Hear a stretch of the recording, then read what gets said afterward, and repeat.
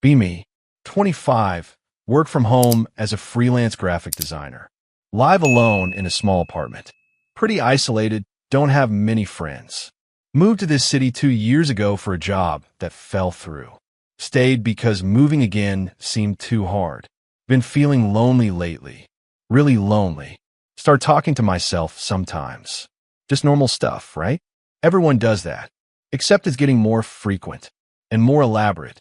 One day, working on a project, stuck on a design problem. Say out loud, I don't know which color palette to use. Then, in a different voice, higher pitched. The blue one. It's more accessible. Did I just answer myself? In a different voice? That's weird. Shake it off. Use the blue palette. Client loves it. Week later, doing dishes, thinking about taking a break.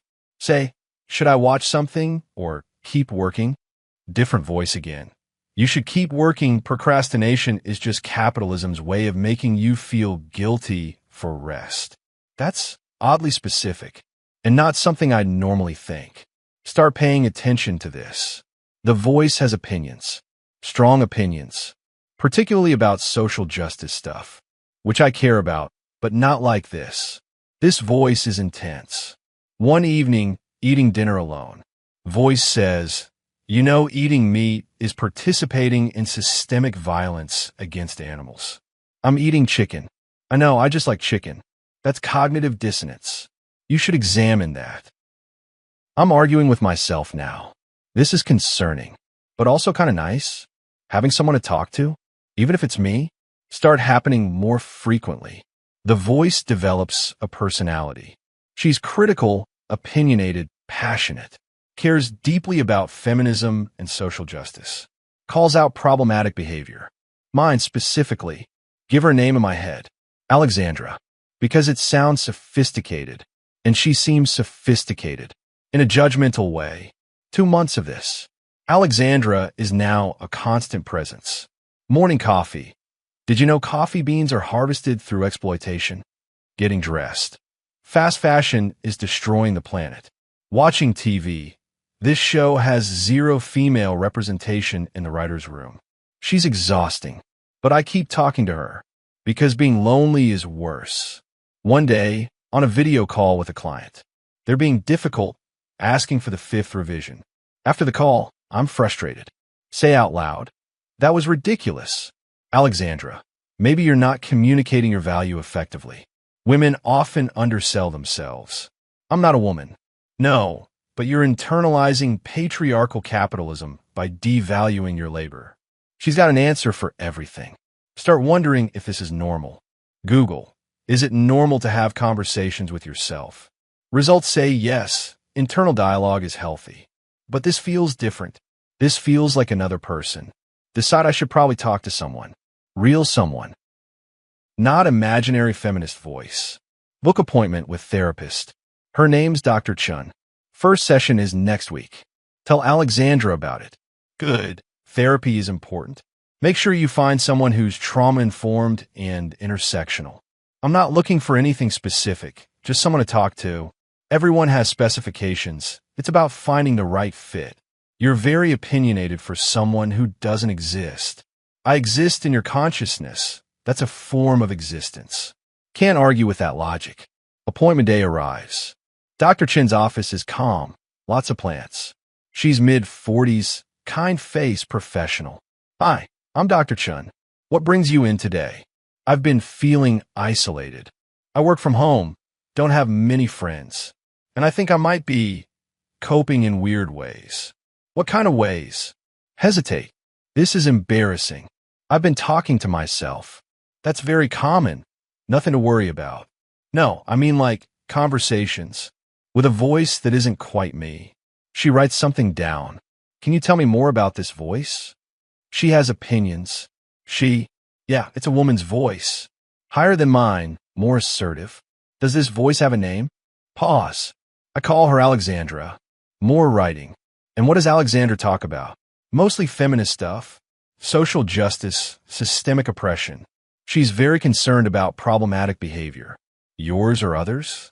Mine mostly. She calls me out on things. Like what? Like eating meat? or watching shows without diverse representation, or not standing up to difficult clients. How do you feel when she says these things? Guilty, usually, but also less lonely. Dr. Chun is very still. Her expression hasn't changed, but something shifted. How long has Alexandra been around? About 2 months. And before that, I talk to myself sometimes, but it was just me. Now it feels like someone else. Does Alexandra ever tell you to do things? Not really tell, more like suggest. What kind of suggestions? Like I should be vegan, or quit my job and do meaningful work, or that I should call out my family for their problematic views. Have you done any of those things? Some. I did go vegetarian for a week, but then I got really tired and went back to eating meat. Alexandra was disappointed. Dr. Chin sets down her pen.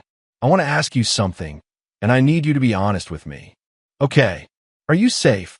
Question throws me. Safe from what? Are you having thoughts of hurting yourself or others? What?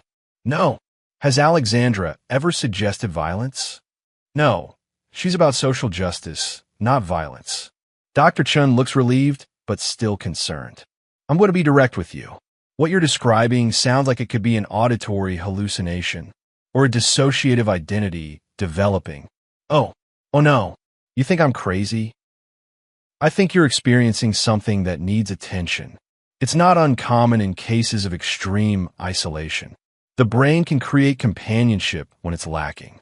Feel defensive suddenly. Alexandra isn't a hallucination. She's just... Trail off. She's just what? My imaginary friend? At 25? She's a coping mechanism. I finish. Yes, likely. But we need to understand why you needed this mechanism, and whether it's serving you or becoming problematic. Rest of session is a blur. Questionnaires about my mental health. Questions about my childhood. Do I have history of trauma? Family history of mental illness? Drug use? Answer everything honestly. No trauma, no family history, no drugs. Just lonely. Really, really lonely. I'd like to see you twice a week, Dr. Chin says. And I'm going to refer you to a psychiatrist for evaluation. You think I need medication? I think we need a full assessment. What you're experiencing could be several things. We need to rule out serious conditions. Leave feeling worse than when I arrived. Get home, sit on my couch. Alexandra, how was therapy? She thinks you're a hallucination.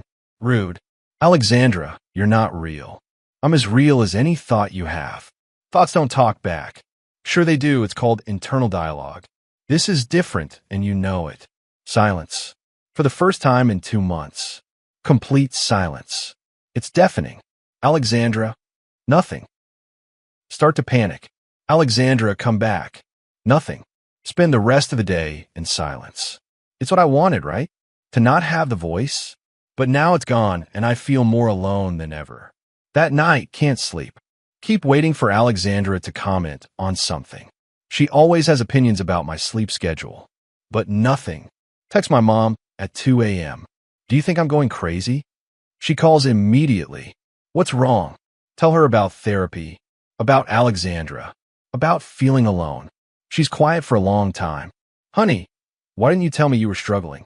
I didn't want to worry you. I'm your mother. Worrying is my job. Are you eating? Sleeping? Going outside. Realize I haven't left my apartment in 4 days. Not really.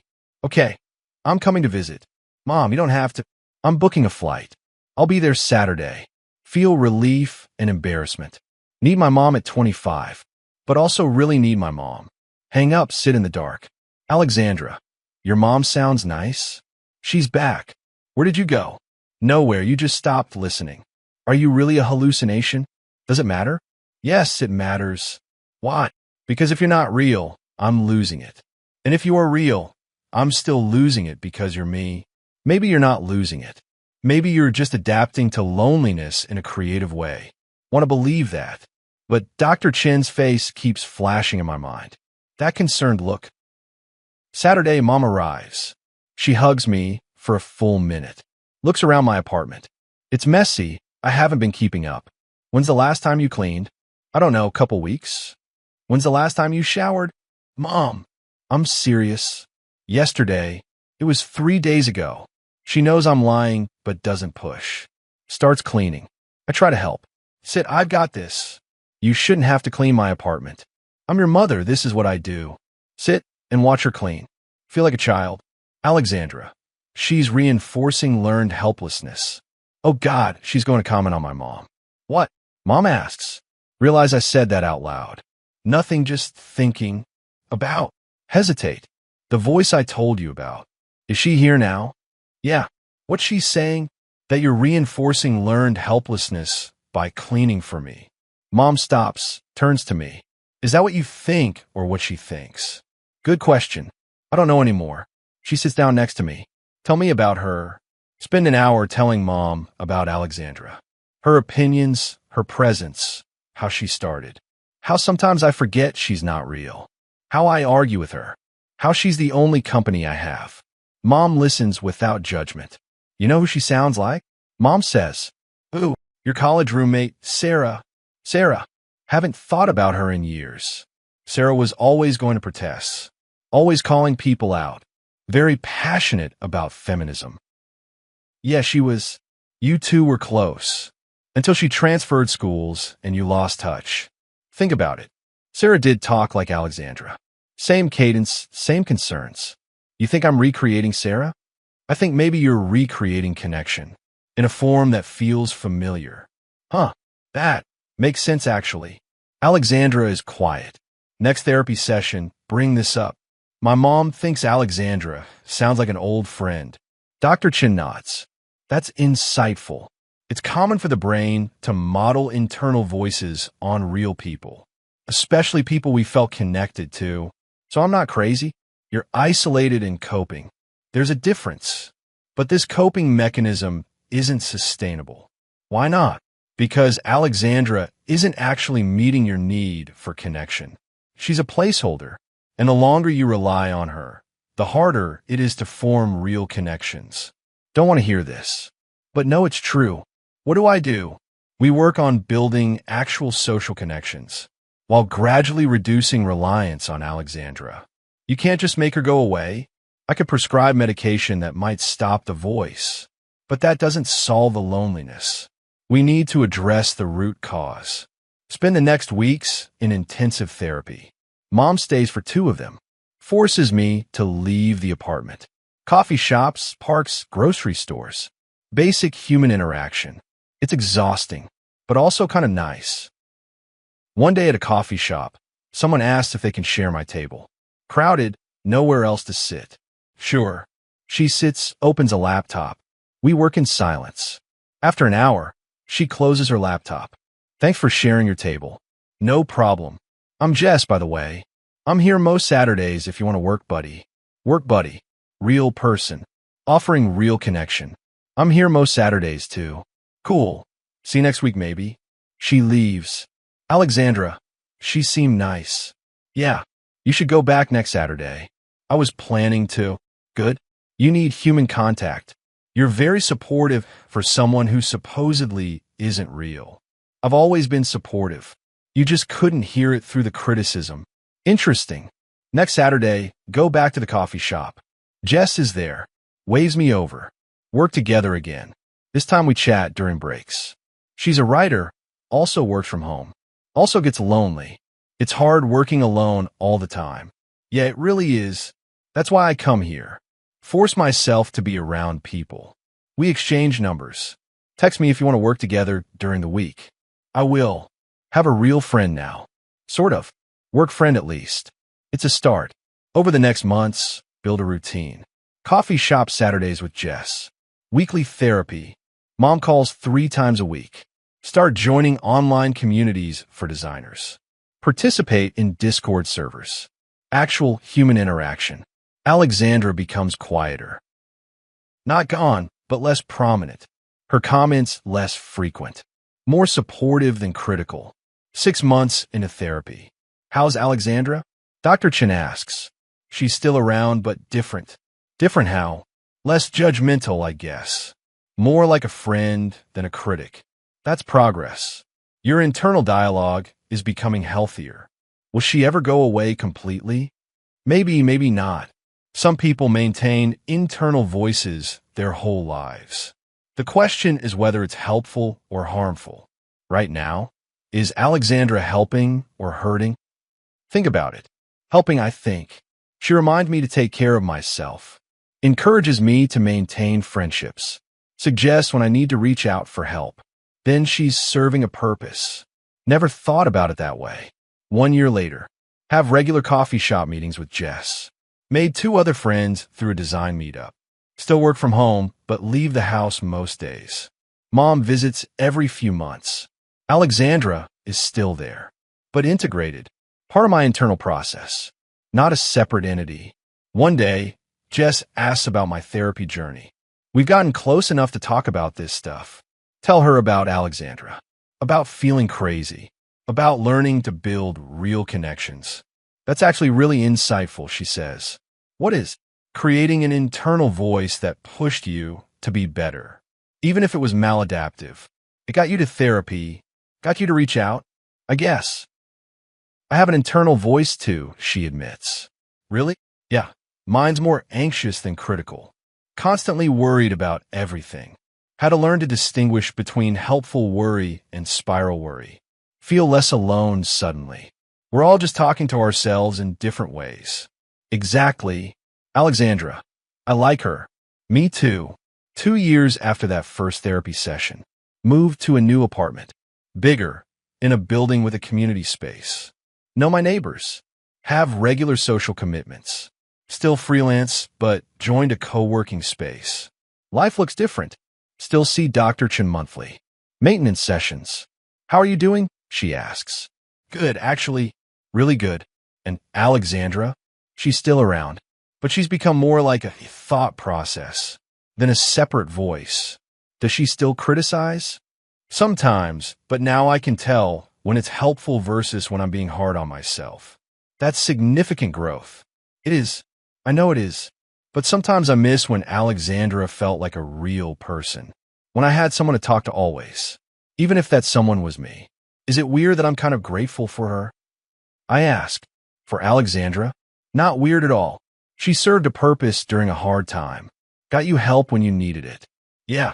I think if she hadn't gotten so prominent, I might not have realized how isolated I was. That's a healthy perspective. Leave therapy feeling good. Meet Jess for dinner. She's become my best friend. Real, actual friend. Not imaginary, not coping mechanism. Just friend. How was therapy? Good. Talked about Alexandra.